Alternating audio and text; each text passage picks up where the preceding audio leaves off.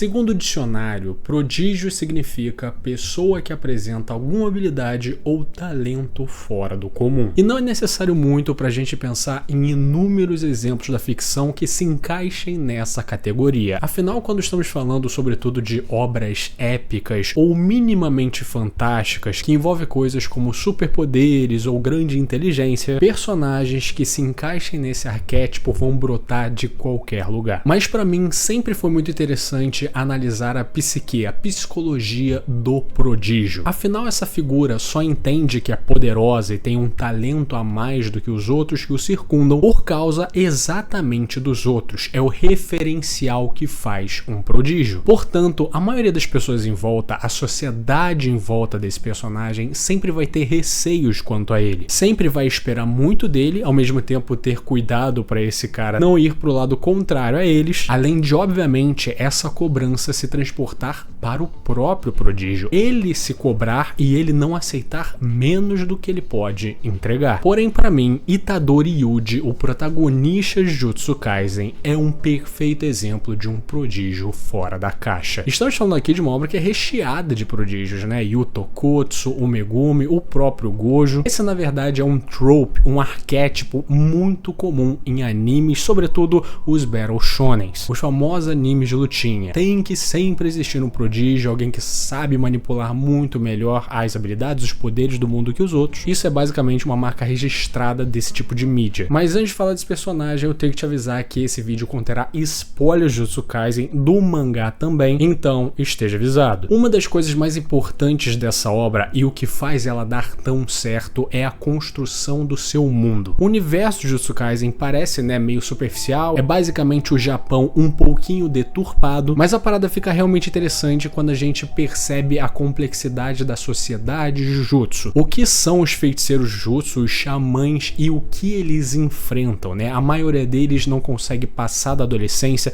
muitos morrem, e é muito cruel tudo isso porque eles têm que aprender a manipular a energia amaldiçoada desde novo, porque senão eles não vão conseguir manipular velho. Então realmente é esse mundo perturbador onde crianças são treinadas com essas energias para batalhar contra seres horríveis e provavelmente morrer bem cedo. Sendo que a grande sacada que faz, né, esse anime se considerar um Battle Shonen, né, um anime voltado para o público infanto-juvenil ainda, é o fato de acompanharmos essa história sob a perspectiva de Itadori Yuji. Nós vemos esse mundo horrível pelos olhos dele. E Yuji superficialmente é mais um protagonista clássico de Battle Shonen. Ele é bobo, meio burro, divertido. Isso faz que, pelo menos inicialmente, esse mundo escroto que a gente está prestes a conhecer seja bem mais tolerável e o tom fique mais leve enquanto estamos vendo sob a perspectiva dele. Sendo que já o primeiro capítulo é bem didático em mostrar Itadori Yuji como um verdadeiro prodígio físico. Comparado com pessoas da idade dele, até mais velhas, ele é muito forte. Como a gente pode ver com ele estourando uma bola numa trave de um gol como se fosse uma bola de canhão. Não é suposto um adolescente ser tão forte assim. Porém, esse primeiro capítulo é muito importante para definir ideais muito fortes do Yuji, como por exemplo quando ele vai visitar o seu avô. Então o seu avô, que é o único parente próximo que ele tem, fala que ele é forte, então ajude as pessoas. Pode ser só dando uma mãozinha aqui e ali, apenas ajude o máximo de pessoas que você puder. Mesmo que você esteja perdido ou que elas sejam ingratas, ajude-as mesmo assim. Morrer cercado de uma multidão. Não termine como eu. E essas são as últimas palavras de seu avô para o seu neto. Essa fala e ensinamento do avô de Yuji em seu leito de morte é o principal ideal que molda esse personagem e faz com que ele consiga seguir em frente, e será coisa que daqui a pouco vai quebrar totalmente o mundo dele. Mas é importante ver que ele simplesmente engoliu esse ideal para si porque ele é exatamente um prodígio, ele é especial, ele é muito mais forte que todos os outros e a força dele tem que ser usada para ajudar os outros. Então, na verdade, ele só pode ter esse ideal porque ele é um prodígio. E um prodígio muito mais preocupado nos outros do que ele mesmo, né? O que é bem interessante. Bom, eu acho que todo mundo sabe, ele é chamado por aquela pressão que ele sente, e ele se mete em toda essa trama de maldições. Então nós vemos um monólogo mental que ele está passando. Entendi, tem uma aura de morte emanando da escola. Eu tô com medo de morrer. Talvez eu também estivesse com medo que meu avô morresse, mas eu não sentia a mesma coisa. Eu chorei, mas não foi porque eu tive medo, eu só estava triste. Mas a morte que está bem diante dos meus olhos agora e a morte do meu avô, qual é a diferença? Então ele pensa no seu avô, teimoso e de pavio curto. Ninguém te visitou no hospital a não ser eu. Não se torne alguém como eu. É verdade, mas sabe, eu acho que a morte chegou para você da forma certa, vovô. E vendo a maldição que quase devorou sua amiga, ele pensa que essa é a forma errada de morrer. E a partir daqui ele faz o juramento subconsciente de não só salvar as pessoas, mas salvar qualquer pessoa de ter uma morte assim. Ele quer tentar fazer com que o máximo de pessoas não morra dessa forma grotesca. Então, mesmo sendo só um garoto, por mais que seja bem apto fisicamente, ele começa a sair na mão com uma porra de uma maldição. Porque essa é a parada do Yuji e um pouco do peso do prodígio. Como eu disse, sempre é esperado muito de alguém tão forte. E essa responsabilidade acaba passando para ele também. O que faz com que ele, junto do ideal de seu avô, coloque a vida dos outros, a vida das pessoas que ele tem que salvar antes da dele. E então, eventualmente, para ficar mais forte, salvar o Megumi e acabar com toda aquela merda, ele engole o dedo de Sukuna. De novo mostrando essa completa falta de autopreservação. Ele não se importa nem um pouco com o que vai acontecer com ele quando ele ingerir esse objeto amaldiçoado, se esse objeto vai dar poder a ele e ele vai ter poder para salvar os outros, que seja. E então, com isso, ele vira temporariamente o rei das maldições, o Sukuna, que será um personagem central pra gente entender o desenvolvimento desse protagonista e que por boa parte do anime serve como uma espécie de Kurama do Itadori. Esse também é outro trope muito conhecido, né, de Battle Shonens, a parada do monstro interior, do demônio interior que me dá força e blá blá. Depois de toda a merda ele ter sido contido pelo Gojo, o seu novo mestre fala pra ele que se nós procurarmos por Sukuna, há uma chance de testemunharmos cenas horríveis. Eu não posso garantir que você não vai acabar assim. Então, escolha o inferno que você preferir. E então Yuji não pensa em nenhum momento nele mesmo, no que vai acontecer com ele, e sim com as pessoas que se fuderam por causa daquela maldição da escola. Então, sem hesitar, ele engole outro dedo. De novo, agora mostrando visualmente, literalmente, como ele é alguém que coloca a segurança dos outros e a opinião dos outros acima dele próprio. E quando ele engole esse dedo, Gojo percebe, não é só uma resistência corporal, ele consegue controlar o Sukuna facilmente. Só aparece uma pessoa assim a cada 1000 anos. Um talento excepcional. Agora o próprio Satoru Gojo, o personagem mais forte desse universo, deixando bem didático para nós, o público, que Itadori Yuji é sim um baita de um prodígio. E ele diz pro seu sensei que ele já se decidiu. É como eu irei morrer. Morrer cercado por uma multidão. Esse é o momento que ele abdica completamente do seu corpo, da sua segurança pessoal, da sua autopreservação, para ter a certeza que quando ele morrer, o seu caixão será rodeado de todas as pessoas que ele salvou. De novo, mais uma vez, entrando essa psicologia do prodígio. Alguém que é tão excepcional, que se vê como algo tão especial, que sente que ele tem que entregar isso para os outros. É quase como ele se sentisse mal por ser tão forte. Em suma, o sacrifício para Itadori Yuji representa a força do prodígio. E depois, toda essa questão de força e de estar conectado com a energia espiritual se comprova no arco lá do torneio estudantil, que ele intercala vários Black Flash, né, fulgores negros em sequência, mostrando que ele não só é um prodígio físico, mas também um prodígio no mundo Jujutsu. Muito tempo depois, a gente entende que o Yuji, ele é fruto do Kenjaku, e ele sempre estava manipulando ele, e o Sukuna depois explica que talvez o Yuji nasceu com um fragmento dele, já que as almas dele são a mesma. Ele teria a alma do irmão gênio que o Sukuna comeu quando ele nasceu. É um papo muito espiritual e meio maluco, mas que serve para justificar como o Yuji sempre foi tão mais forte do que os outros desde o início. E como desde o início ele sempre conseguiu manipular o Sukuna, digamos assim, né? Controlar ele. Mas chega um determinado momento onde esse personagem enfrenta a sua primeira grande turbulência, onde ele começa a entender mais ou menos o universo que ele está inserido. Cruel e cru como é. Somos introduzidos para o personagem Junpei, um estudante depressivo e que sofre bullying, que tem a seguinte mentalidade: se houvesse o botão que matasse todas as pessoas que eu odeio, eu provavelmente não apertaria. Mas se houvesse outros que fizessem todos que me odeiam morrerem, eu apertaria sem pensar 2 vezes. A vida desse rapaz é mudada repentinamente quando os bullies dele, que estavam na mesma sala de cinema, são visitados pelo Mahito, que mata todos eles. Então Junpei encontra com ele depois e pergunta se ele consegue fazer o mesmo, procurando por esse tipo de poder, o poder na qual ele pode punir ou se defender desses tipos de pessoas. E no momento que ele tá prestes a fazer uma merda com os truques que ele aprendeu com o Mahito, quem salva ele de cometer essas merdas é o próprio Itadori Yuji, que estava investigando sobre ele. E logo no primeiro contato, Yuji consegue ler ele muito rapidamente e já formam ali uma conexão de uma pessoa amigável junto com uma pessoa que precisa de atenção e de amizade também. E em uma pequena conversa, os dois já encontram gostos em comum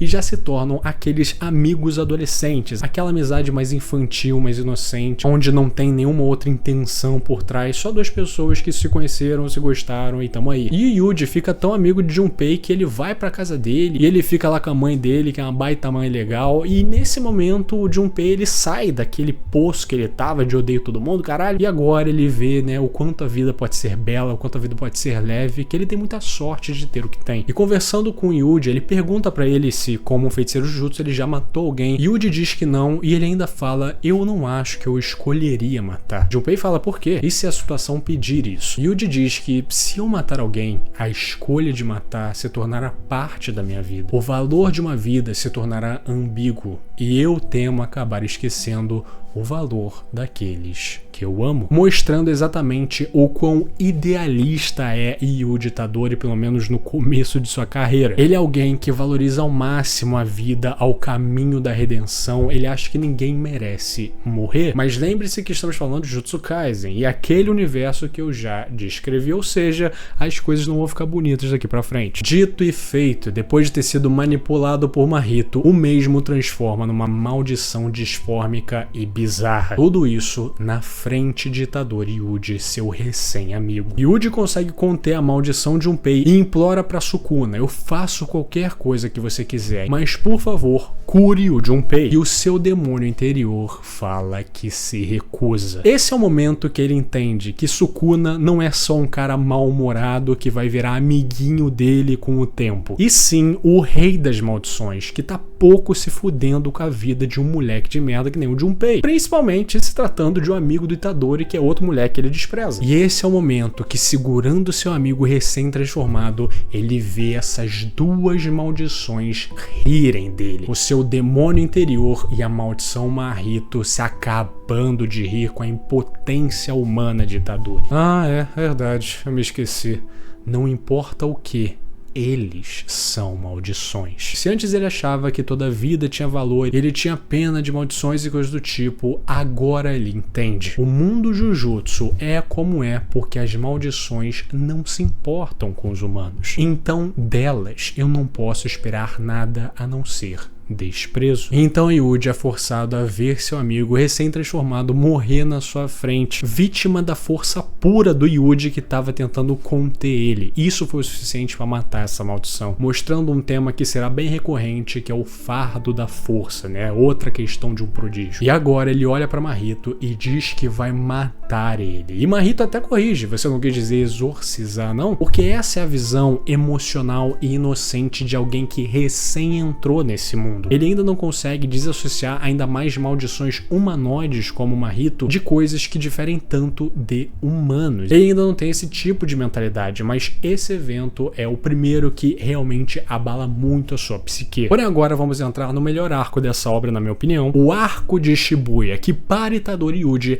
representa uma das maiores quebras de estereótipo que a gente viu aí na história recente de animes e mangás. Esse é o momento onde o arquétipo protagonista clássico Battle Shonen se torna algo muito mais sombrio. Para começo de conversa, a gente pode falar do momento onde Itadori vai lutar contra Chozo, que já quer matá-lo na primeira vista porque ele sabe que ele é responsável pela morte dos seus irmãos. E quando Chozo pergunta se eles deixaram últimas palavras, Yuji diz que eles choraram, e ele diz isso com pesar, porque mesmo ele tendo aquele choque com o Mahito do Sukuna, que maldição não presta e o caralho, ele ainda é preso nessa perspectiva romântica das coisas. Ele não consegue ver uma maldição maldição, sobretudo humanoide, representando emoções que ele conhece e não se compadecer, porque empatia é uma das características que mais define esse personagem, né? É alguém que desde o primeiro capítulo se sacrifica, se coloca em último lugar para salvar os outros. Tudo isso pelo seu ideal de morte perfeita. Ou seja, a gente tá falando de personagem que não tá nem um pouco preocupado em viver, em ter experiências, e sim em morrer. E eventualmente a gente sabe que Jogo é um dos principais responsáveis pelo,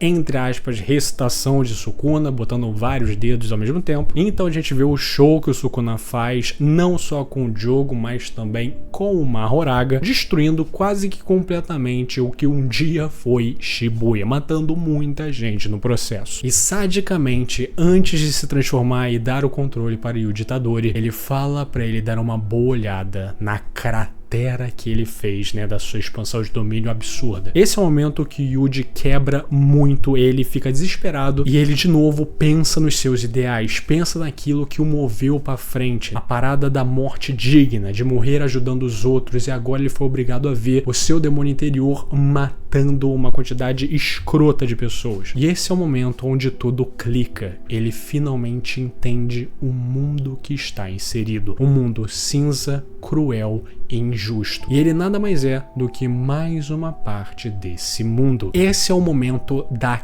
queda do prodígio, alguém que sempre se valeu das suas habilidades especiais, dos seus talentos inatos, percebe que foi exatamente isso, o fato dele ter um corpo projetado para segurar o Sukuna, o fato dele ser naturalmente forte pra caralho, tudo isso contribuiu para os pesos que ele carrega se virarem contra ele. Então depois disso, Itadori ainda tem forças para lutar mais uma vez contra o Mahito, e ele testemunha a morte do Nanami na sua frente e depois a pseudo-morte da Nobara, fazendo de novo ele se quebrar inteiro, porque a força dele não foi só usada para destruir a cidade, como também ele não é forte o suficiente para salvar as pessoas que ele ama. Então no fim da sua luta contra Mahito, ele tem, né, o discurso famosíssimo: eu sou você, eu queria te rejeitar, convenci a mim mesmo que você estava errado, mas isso não importa agora, eu simplesmente vou matar você. Talvez depois de 100 anos da minha morte, a razão por trás de minhas ações fique clara.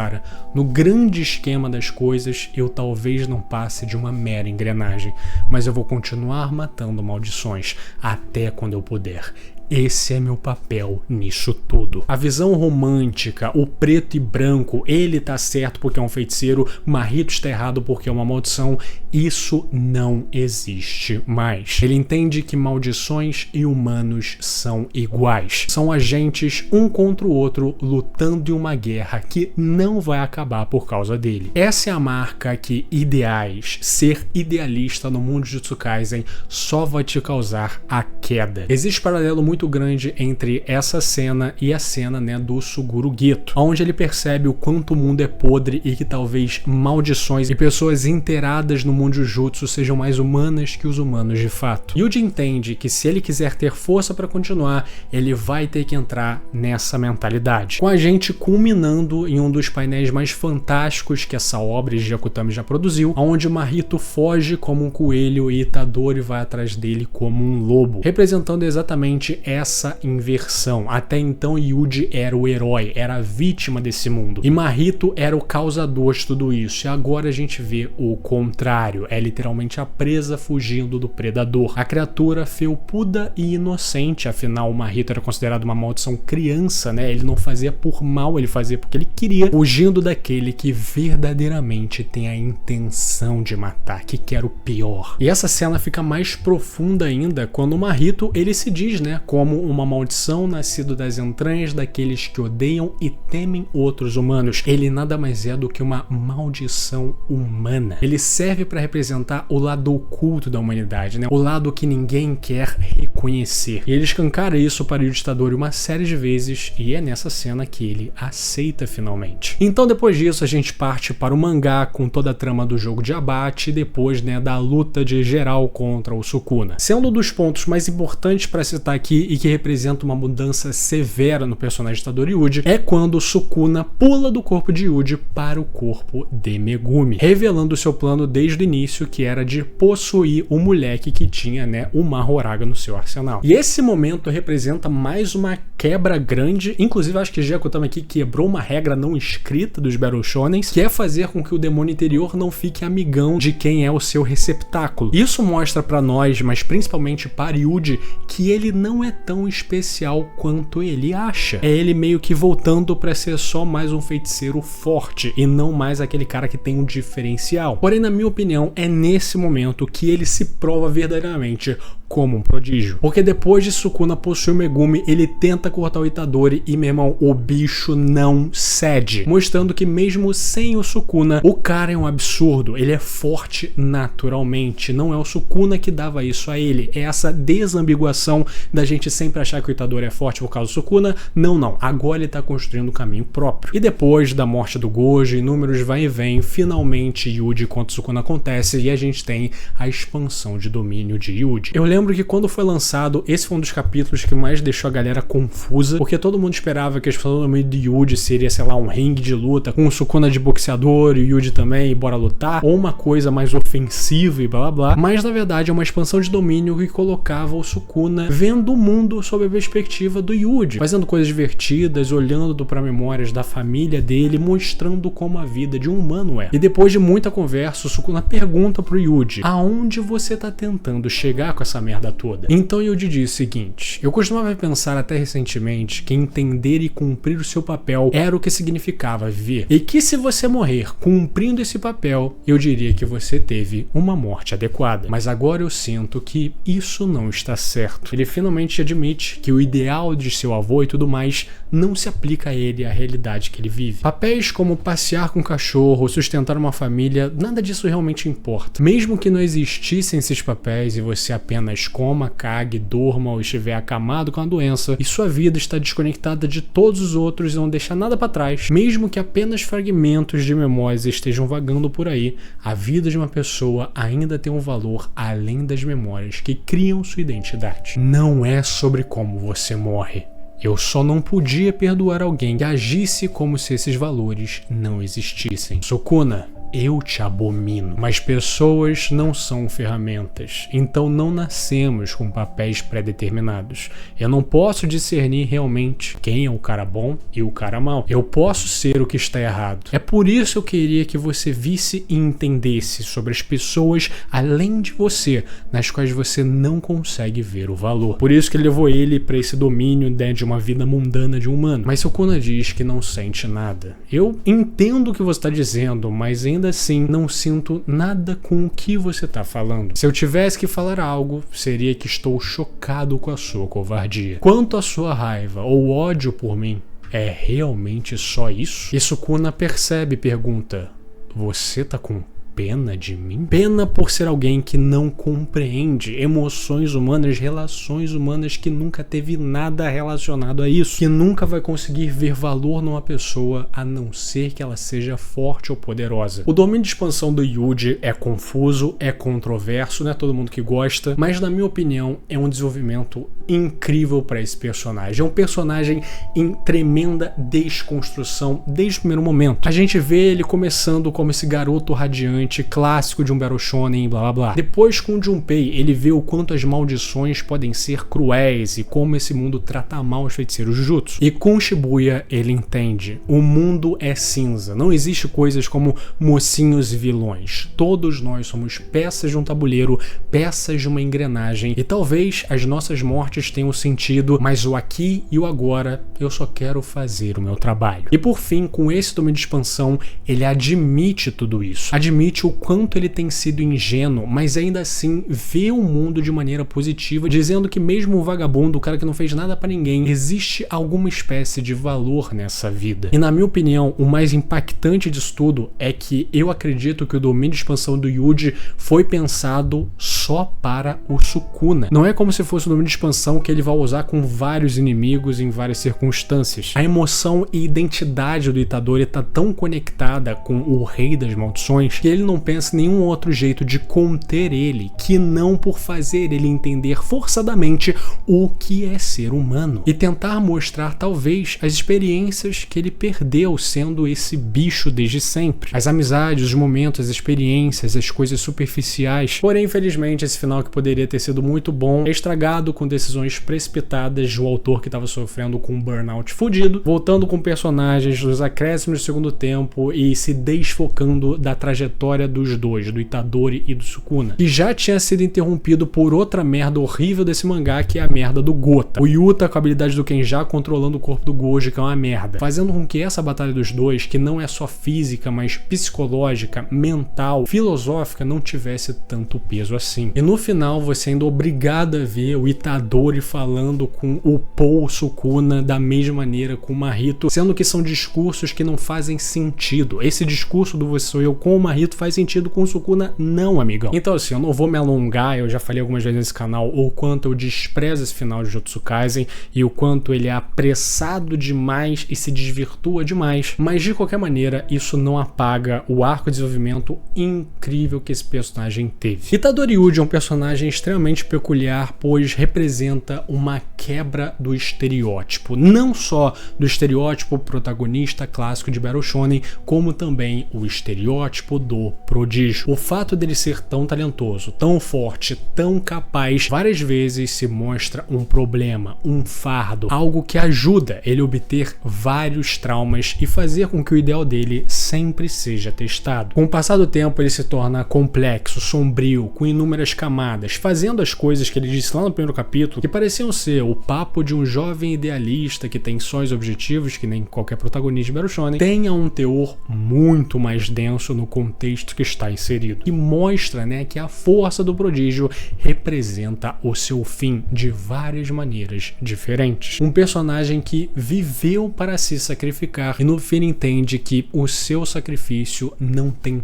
peso algum. No fim do dia, mesmo tendo tudo que tem, ele é mais um. E é verdadeiramente uma pena a quantidade de pessoas que subestimam o Itadori como protagonista, como personagem. Eu lembro claramente, principalmente ali na época da luta do Gojo contra o Sukuna, que todo mundo tava falando quão merda o Itadori é como protagonista, blá blá. E eu sou contra todas essas falas. Eu acho que ele é um baita de um personagem que, ok, não teve uma conclusão tão boa, assim como o mangá como obra não teve também, mas o seu desenvolvimento e as questões que ele traz à mesa com certeza vão ficar eternizadas no mundo dos animes e mangás, pelo menos da nova geração. E eu acho que isso tem sim certo valor. Se você chegou até aqui, meu muito obrigado. E sempre curta, comenta, compartilha e se inscreva no canal, isso me ajuda demais. Se tiver pelo seu lado, dê uma hypada para ajudar o guri. Um agradecimento especial para o Alisson Rodrigues, Guaxinim Gamer, Buruburu, Ogugas, a rosca dele, Vanilson Silva, Retroblade, Bigode Orei, Maria, Gustavo Onder, Matheus Santos, João Pedro, João Oben, Pedro Junqueira, Pedro Corredora PL, Rafa, Gabriel Franco, João Vitor, Volknar e o Kamaguichi, Codé Baixinho, Jana Correia, Tico Mia, Ria Benedito, Ibura, O Indialogável, Togers, Fábio Luiz, Victor Moser, Jean, Gustinguelk, Gabriel Zardo, Frost, Chimboca Xota, Saki, Giovanni Vaz, Guilherme Cruz, Jonas Fagundes, Madrugabi, Matheus Sarraf, Feceu, Saulo Rodrigues, Matheus Siqueiro, Guilherme Xavier, I Love Blondes, Quebra-Cabeças, Project Tawat, Timão Analítico, Goiaba 2202, Hipnos 11, O Jardineiro Jesus, Azaver, Somos Nozes, Devens, Vinho de Flores Amargas, Killer, É Verdade, Pedro Rodrigues, Vitória Souza, Toxic, John Vector, Davi Martins e Salom entrou os almonetes de Buraco do Peru, o Earth, Gabriel Rachadel, O Fluminense, Meu Nome é Jorge, Esther Drovande, Manjobão, Catraca, Makoto Fano Dante, Branco Júnior, Richard K, Peso Delo 515, Teus 7, Paulo Vitor, Rafael Ribeiro, Caio Dutra, Web, Yalim Rabei, Gabriel Fraga, Philips Morgan, Fiat Pô Todo Fudido, Lucas J. Dantas, Iride, Ierrude, Pai de 2 Gados Smoke, Dimitri Alves, Abílio Rua, Gabriel Rodrigues, Kaique Alexandre, Jackson D, Ângela Cavalcante, Igor Pereira, Maurício Vieira, Sugiro Kimimami e Yuri Fukuda. Caralho, o nome de vocês é brincadeira. Esses são os membros do canal, muitíssimo obrigado pelo seu apoio, vocês são fodas demais. E se você quiser ser que nesses paladinos de Inferno de Dante, considere ser um membro também. É uma coquinha, uma cervejinha que você deixa de beber no mês, então assim, se tiver sua carteira, por favor, considere. Tchau, tchau.